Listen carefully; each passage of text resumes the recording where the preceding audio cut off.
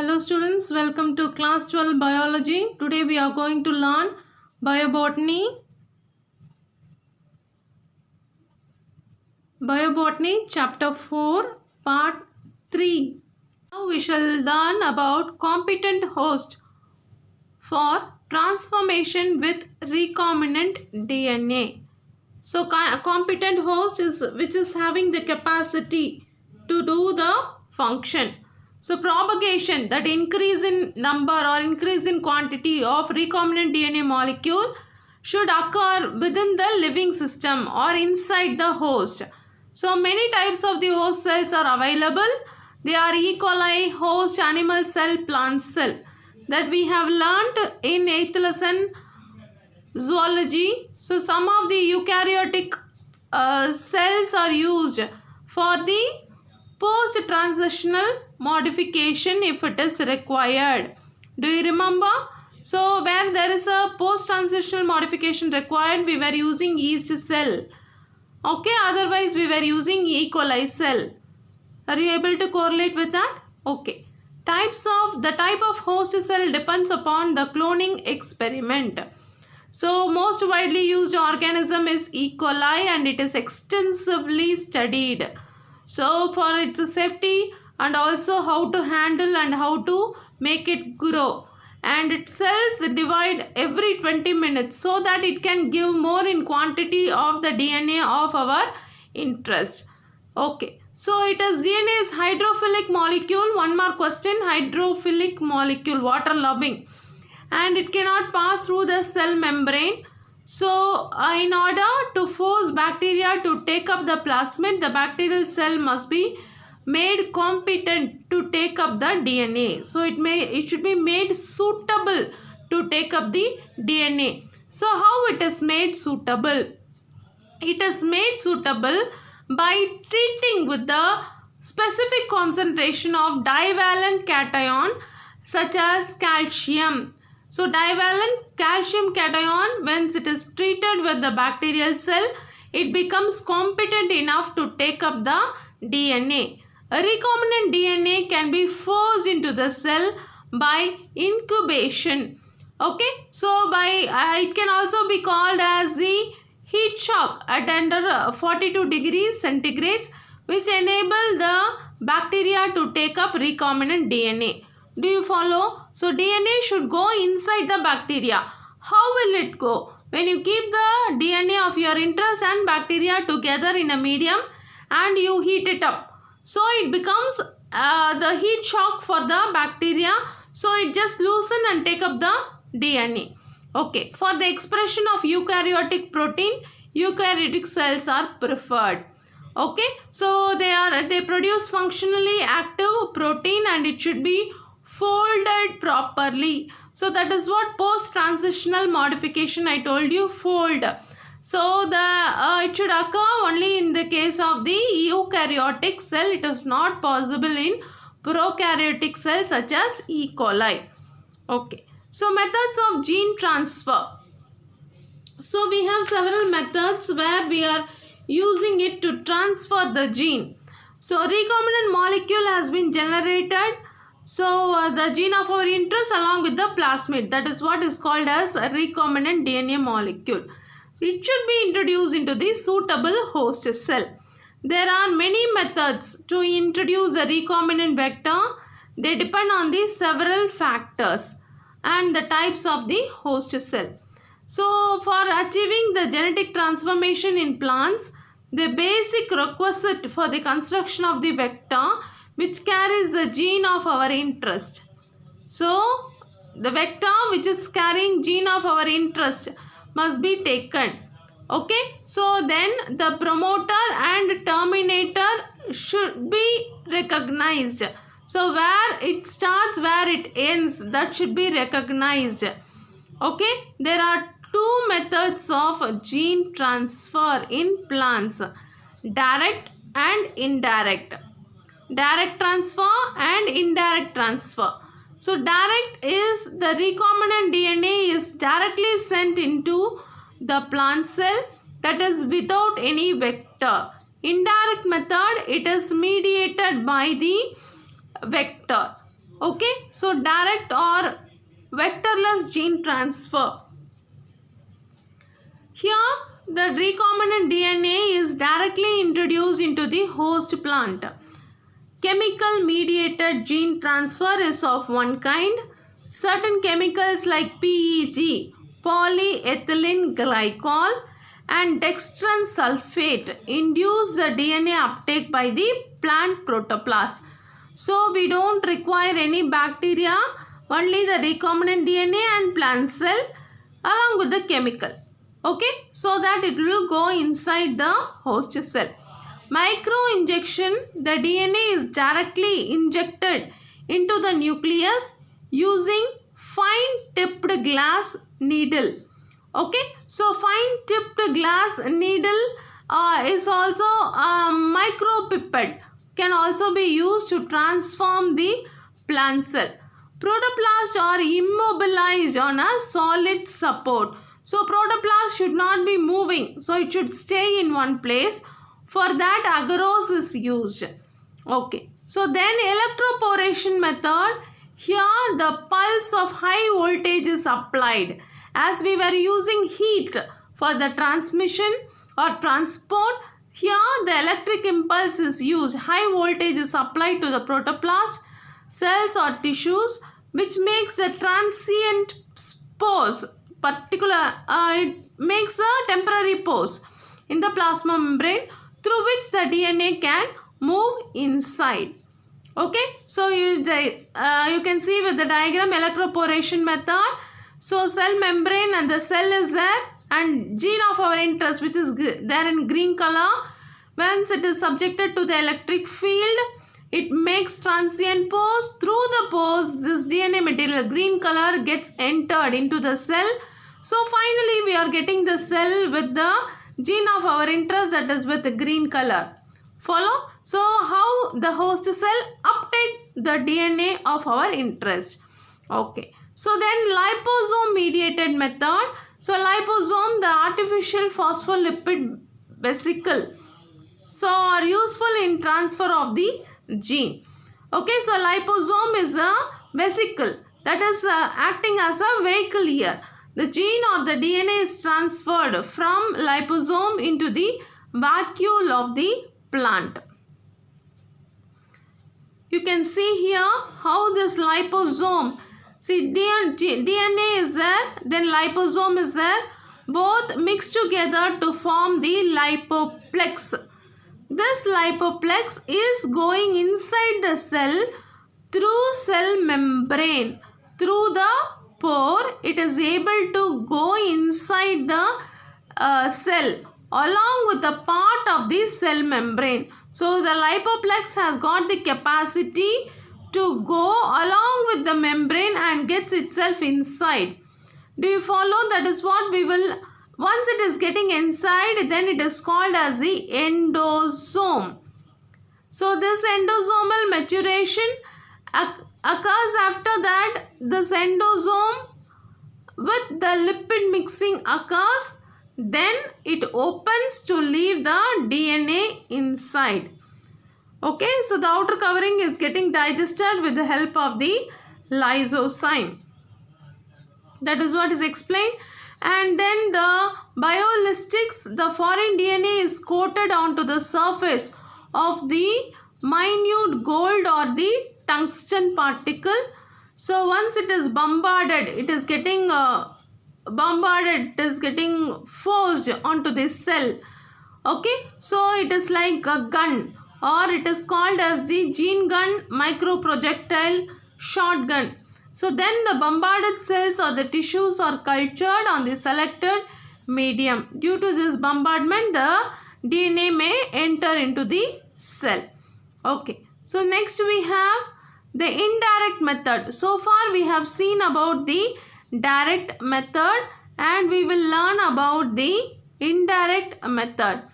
So gene transfer mediated with the help of the plasmid vector is called as the indirect method. So vectors used for the plant transformation is Agrobacterium tumefaciensis. It is very important question. Agrobacterium tumefaciensis, TI plasmid, wherever it comes, it is very important. because it is practically used in the field. Okay, this bacterium has got large size plasmid known as the TI plasmid. TI, tumor inducing plasmid. Okay, so the tDNA, transfer DNA, is transferred to the plant genome in the infected cell and cause a plant tumor. Plant tumor is called as the crown gall. Okay, so the bacteria has got the natural ability to transfer tDNA region, its plasmid, into the plant genome upon the infection of the cell, and it is bound to the site. So I'll tell you, generally the bacteria named Agrobacterium tumefaciensis, it has got the capacity to go inside the plant cell. We are not using any electrical force or heat or chemical or liposuction, nothing we are using. It has got the capacity to go inside the plant cell. We are making use of that capacity of that bacteria. Do you follow? We are using that capacity of the bacteria. We are introducing the recombinant DNA into Agrobacterium, and we are leaving bacteria as such onto the plant. The bacteria automatically will go. So that is its capacity. Follow? So that is what is explained here. Okay. So you can see here Agrobacterium tumefaciensis, which is introduced with the recombinant plasmid. Then it is going inside the plant cell. So once it gets inside the plant cell, as usual, it will start expressing itself. Okay. So then screening for recombinants. So screening, testing. Okay. So you want to make the recombinants. That is, the cell which is having the DNA of our interest is called as the recombinant. Whether it is having that recombinant molecule, we want to test. That is what is called as the screening of recombinant. So insertional inactivation method, it is one of the screening methods. That is, we are testing whether the cell has got the recombined DNA. So for that we are using the gene, a reporter gene LAC-Z. Where there is a gene LAC-Z present, it will secrete the enzyme beta-galactosidase. So this beta-galactosidase can break the synthetic substrate called as the X-gal. So beta-galactosidase digest X-gal into insoluble blue color product. Where there is X-gal, where there is beta-galactosidase along with X-gal, it will produce blue color. Okay. If foreign gene is introduced into LAC-Z gene, we are having LAC-Z gene and foreign gene, we are making it attached with the LAC-Z gene. Okay. So when it is getting attached with that, it becomes inactive. When it is inactive, it will not produce beta-galactosidase and it will not produce blue color in the presence of X-gal. So we are having the LAC-Z gene, therefore the host cell containing our DNA will form white color colonies. Do you follow? If you don't follow, please listen to the audio again. Plasmid vector designed for blue-white screening. Blue-white colony method. See this picture. We are having the origin of replication and a LAC-Z, and then we have the gene of our interest. Okay. So we are introducing this into the bacterial cell. We are making it to grow into colonies. where this colony will have the ex-gal substrate. Okay, if it forms blue color colony, it is not having recombinant DNA. If it is forming white colony, it is having recombinant DNA, because when this foreign DNA present, this lac acid will not produce beta galactosidase, so it forms white colony. Okay.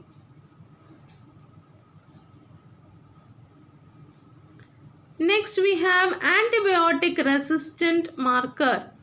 An antibiotic resistant marker is a gene that produces protein that can provide the cell with resistance to antibiotic. Follow? So antibiotic resistant marker. This we have learned when we learned PBR 322. Last video I told you PBR 322, selectable marker, antibiotic resistance, AMPR, TETR. If you remember, you can correlate with this and learn. An antibiotic resistance marker is a gene that produces protein, and it provides a cell with a resistance to antibiotic.